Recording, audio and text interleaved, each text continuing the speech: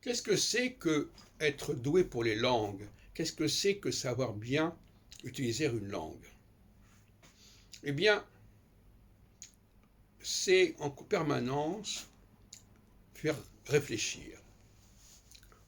Parler ou même écrire est un acte très exigeant. En français en particulier. Parce qu'en français, on doit prévoir les liaisons, non seulement dans l'écriture, mais dans la parole. Il faut à chaque moment, je me dise, mais alors, attendez, là, je fais une liaison, là, je ne fais pas une liaison, etc. Ce que ne font pas les autres langues, entre parenthèses. Et, entre autres.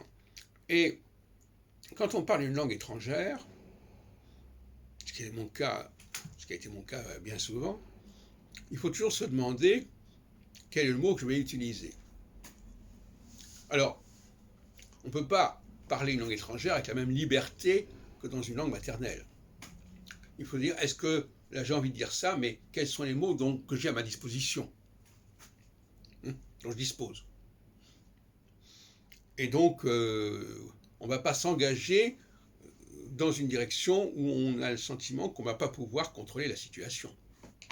Donc il faut constamment trouver des périphrases, des formules de substitution pour dire ce qu'on a à dire, avec les moyens du bord.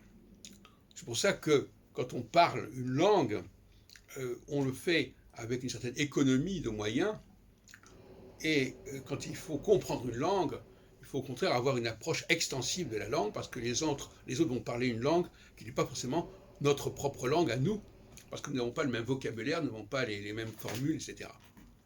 Donc il faut comprendre que l'exercice de la parole est un exercice qui est extrêmement exigeant, et notamment pour le français. Et en français, beaucoup de gens entrent dans la langue française sans en connaître les exigences. Ils parlent un français de seconde zone, si on peut dire. Et c'est valable pour beaucoup de gens. Et c'est un français corrompu, c'est un français qui est axé sur les mots et pas sur les phrases. Or, la langue française est une langue de la phrase. On construit des phrases. On pense à Proust, etc. On n'est pas dans le style télégraphique. On fait des liaisons, on détermine le rythme de la langue. Il y a une rythmicité pour celui qui parle bien la langue française qui n'est pas à la portée, en tout cas pas à la conscience de celui qui la parle mal et qui l'a mal apprise surtout. Parce que c'est ça le problème. Il l'a mal apprise et quand il est livré à lui-même, s'il l'a mal apprise, eh bien il ne va pas comprendre ce qu'on va lui dire. Il va faire semblant d'avoir compris. Parce que qu'est-ce que c'est que comprendre? Comprendre, c'est à la fois entendre quelque chose, mais il faut que ça retentisse en nous. Il faut que ça nous marque, ça nous impacte.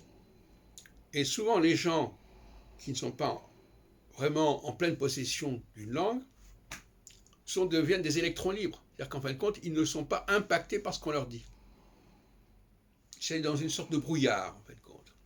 Ils entendent quelques mots comme ça, mais ça ne les touche pas directement. Voyez-vous. Ça ne les impacte pas immédiatement.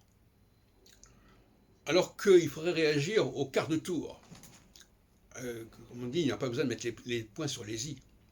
Et réagir au quart de tour, c'est très important. Par exemple, quand on bouscule quelqu'un, il faut réagir au centième de seconde.